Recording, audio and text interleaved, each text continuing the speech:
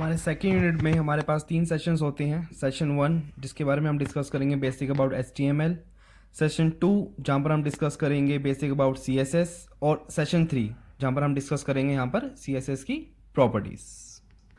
सबसे पहले इनके डेवलपर के बारे में जानते हैं कि HTML लैंग्वेज जो डेवलप की थी वो टिम बर्नर्स-ली ने डेवलप की थी 1991 में।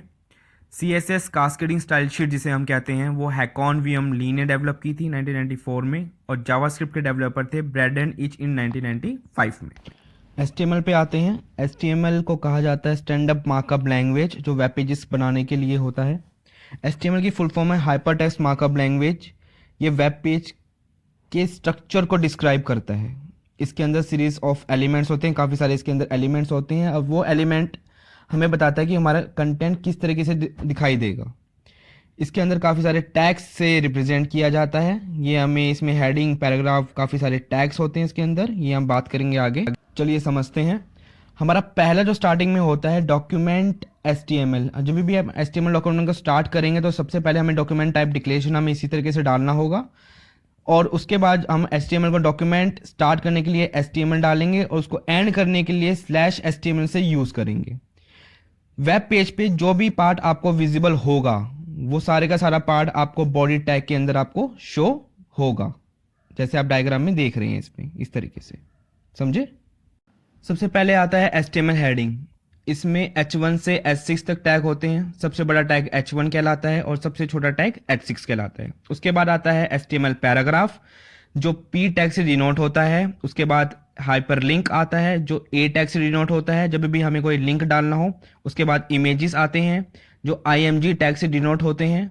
उसके बाद लिस्ट आते हैं जो UL टैग से डिनोट होते हैं, और लास्ट में आते हैं एम्प्टी एलिमेंट्स टैग, जैसे कि BR ब्रेकिंग लाइन टैग जिसकी। चलिए पहले टैग के बारे में हम डिस्कस करते हैं, HTML हेडिंग। जैसे कि मैंने आपको बताया इसमें 6 हेडिंग होते हैं, H1 से H6। H1 सबसे बड़ा होता है और H6 सबसे छोटा होता है। तो जब भी आप HTML body H1, H2, H3, H5, H6 आप बॉडी टैग को बंद करेंगे, HTML टैग को बंद करेंगे, तो राइट हैंड साइड में आप इसका आउटपुट देख रहे होंगे। तो इसी तरीके से आपको HTML हेडिंग आपको दिखाई देता है। क्लियर हो गया। नेक्स्ट टैग हम यहाँ पर डिस्कस करेंगे हॉरिजॉन्टल रूल्स के बारे में, जो हमारा टैग का नाम है HR। HR बेसिकली होता है अगर हमें किसी दो लाइंस के बीच में हमें कोई एक लाइन डालनी हो, जैसे आप देख रहे होंगे राइट हैंड साइड पे, this is heading 1, this is some text, फिर एक लाइन खींची हुई है, this is heading 2, this is some other text, फिर एक लाइन खींची हुई है।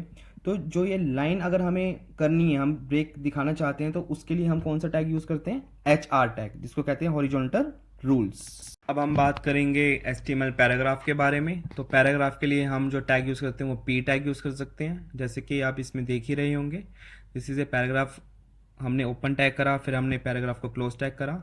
नेक्स्ट आता है आपका HTML लाइन ब्रेक। अगर मुझे लाइन ब्रेक करनी हो तो उसके लिए जो टैग हम यूज़ करते हैं हम BR tag. Right hand side में आपको आउटपुट भी नज़र आ रहा होगा कि दिस इज़, फिर हमने BR टैग यूज़ करा, ए पैराग्राफ, फिर BR टैग यूज़ करा विथ लाइन ब्रेक्स।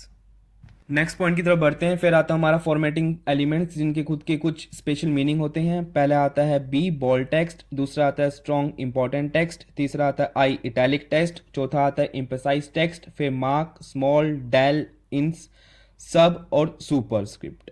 ठीक है, जिसमें हमारा स्ट्रॉन्ग और B दोनों सेम होते हैं और M और I दोनों सेम ही होते हैं ये हमारे।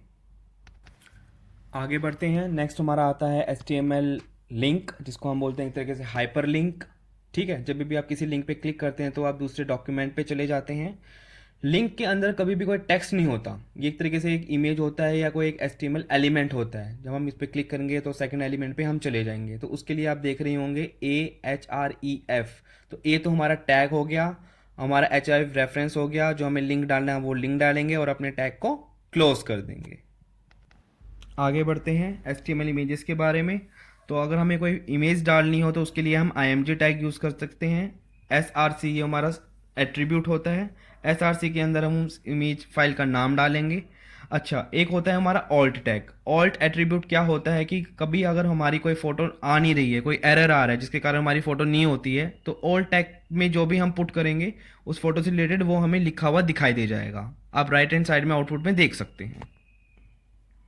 नेक्स्ट आते हैं हम HTML टेबल्स पे। टेबल बनाने के लिए हमें टेबल टैग का यूज़ करना पड़ता है, और जब भी हम एक रो के बारे में बात करें हम TR टैग यूज़ कर सकते हैं, और टेबल की जो हेडिंग हमें देनी होती है उसके लिए हम TH टैग यूज़ कर सकते हैं, और जो भी हमें टेबल के अंदर इंफॉर्मेशन डालनी है उसके लिए हम कौन सा टैग यूज़ कर सकते हैं, TD टैग, जिसको हम बोलते हैं टेबल डाटा या टेबल सेल टैग।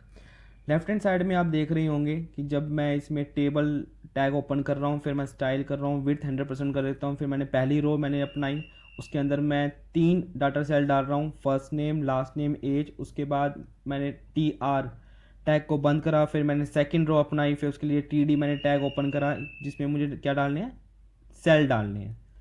ठीक है, जिल स्मिथ 50, उस तरीके से मैं अपनी इंफॉर्मेशन डाल सकता हूँ। फिर मैंने TR टैग को बंद करा, फिर मैंने ओपन किया, फिर मैंने ईव जैक्सन 94 मैंने इन्फॉर्मेशन डाली, फिर मैंने TR टैग को फिर बंद करा, फिर ओपन करा। इसी तरीके से मैं चलता रहूँगा। अब हम बात करेंगे टेबल की कुछ प्रॉपर्टीज़ के बारे में। पहली प्रॉपर्टी आती है बॉर्डर प्रॉपर्टी। अगर मैं चाहता हूँ कि मुझे जो भी मैं टेबल बनाऊँ हर एक कॉलम का बॉर्डर बन जाए, तो यहाँ पर हर एक कॉलम का बॉर्डर बना हुआ है, थोड़ा थोड़ा स्पेस आपको दोनों कॉलम्स में दिख रहा होगा। फिर उसके बाद आता है कोलैप्स बॉर्डर। अगर मैं बॉर्डर के साथ कोलैप्स वर्ड यूज़ कर लूँ तो उसके साथ हमारे जितने भी कॉलम्स है वो सारे के सारे कैसे हो जाएंगे, कोलैप्स हो जाएंगे। If you want the border to collapse into a one border, तो उसको हम क्या बोलते हैं, कोलैप्स बॉर्डर। उसके बाद आता है मेरा सेल पैडिंग। सेल पैडिंग क्या होता है, सेल पैडिंग होता है मेरे कंटेंट का और बॉर्डर के बीच में जो स्पेस है, जो मेरा फर्स्ट नेम है ना, फर्स्ट नेम और जो मेरा बॉर्डर जो मेरा बना हुआ है उन दोनों के बीच में जो स्पेस जो मेरे को दिख रहा है उसको हम क्या बोलते हैं, सेल पैडिंग। उसके बाद आता है मेरा सेल स्पैनिंग। सेल स्पैनिंग का मतलब होता है अगर मुझे 2 कॉलम्स को स्पैन करना हो, जैसे ये देखिए मैंने क्या कर रखा है, 2 कॉलम्स को एक साथ स्पैन करके एक लाइन में ये आ गया है। ठीक है, तो यहाँ पर ये क्या होता है, टेलीफोन यहाँ पर ये लिखा हुआ है तो उसको बोलते हैं हम सेल स्पेसिंग। इन्फॉर्मेशन पसंद आ रही है तो चैनल को सब्सक्राइब जरूर करिएगा। नेक्स्ट आता है हमारे जो टेबल्स के बारे में हमने जो इन्फॉर्मेशन ली उनके बारे में इंपॉर्टेंट बात है कि भी अगर हम कोई टेबल डिफाइन करते हैं तो टेबल टैग यूज़ कर सकते हैं, टेबल रो के लिए TR यूज़ कर सकते हैं, टेबल डाटा के लिए TD, टेबल की हेडिंग के लिए TH, हमें कोई कैप्शन देना हो तो कैप्शन टैग यूज़ कर सकते हैं, बॉर्डर के लिए बॉर्डर, कोलैप्स के लिए बॉर्डर कोलैप्स, पैडिंग करना हो तो सेल्स को ऐड करना हो तो हम पैडिंग टैग यूज़ कर सकते हैं, दोनों किसी भी अलाइन करना हो तो अलाइन टेस्ट यूज़ कर सकते हैं, हम कोलैप्स, रो स्पैन और ID एट्रीब्यूट क्रिएट सकते हैं। अब हम बात करेंगे HTML की लिस्ट के बारे में। ठीक है, तो हमारे पास यहाँ पर 2 टाइप की लिस्ट आती हैं स्टूडेंट्स, एक आती है अनऑर्डर्ड लिस्ट और एक आती है ऑर्डर्ड लिस्ट। अनऑर्डर्ड लिस्ट को हम UL टैग से रिप्रेजेंट करते हैं और ऑर्डर्ड लिस्ट को हम OL टैग से रिप्रेजेंट करते हैं, और लिस्ट को हम LI टैग से रिप्रेजेंट करते हैं। पहले हम एक लिस्ट बनाएंगे, लिस्ट हमारी ऑर्डर है अनऑर्डर्ड है हम वो मेंशन करेंगे उसी तरीके से। तो उस तरीके से हम इन टैग्स के बारे में बात करते हैं। जो हमारे अनऑर्डर्ड जो हमारी लिस्ट होती है वो हमारी तरीके से किस टाइप से होती है, जैसे कोई सर्कल है, कोई स्क्वायर है, कोई एरो है, तो हमारे कैसे होते हैं, अनऑर्डर्ड लिस्ट। जब मैं ऑर्डर्ड लिस्ट की बात कर सकता हूँ जो हमारे OL टैग से रिप्रेजेंट करते हैं, वो हमारे नंबर हो सकते हैं, अल्फ़ाबेट हो सकते हैं, upper case, lower case, Roman numbers, तो ये हमारे कैसे होते हैं, ऑर्डर्ड लिस्ट। लिस्ट के बाद हम बात करेंगे HTML फॉर्म्स के बारे में। HTML फॉर्म, अगर हमें कोई फॉर्म क्रिएट करना हो, जैसे हमें कोई इन्फॉर्मेशन हमें कोई पुट करनी हो तो उसके लिए हम फॉर्म टैग का यूज़ कर सकते हैं। तो जैसे कि आप देख रहे हैं HTML form element define a form that is used to collect user input. तो इसके अंदर अगर हमें कोई टेक्स्ट फील्ड डालना हो, तो अगर मुझे कुछ फील्ड भी अगर इसमें इनपुट करनी हो, सिंगल लाइन इनपुट अगर करना हो, तो हम इसके लिए हम input type equal to text, इस तरीके से हम इसमें हम इनपुट को शो कर सकते हैं। हमें कुछ रेडियो बटन्स इंसर्ट करने हो तो इनपुट टाइप हम इक्वल टू रेडियो हम डालेंगे। क्लियर, तो ये हमारी कुछ चीज़ें होती हैं। अगर हमें कोई सबमिट बटन इसमें डालना है तो इनपुट टाइप इक्वल टू हम क्या डालेंगे वहाँ पर, सबमिट। तो उससे क्या होगा, हमारा एक सबमिट बटन वहाँ पर क्रिएट हो जाएगा। इसकी बातें हम नेक्स्ट सेशन में करेंगे। चैनल को लाइक और सब्सक्राइब करना ना भूलिए। Thank you so much.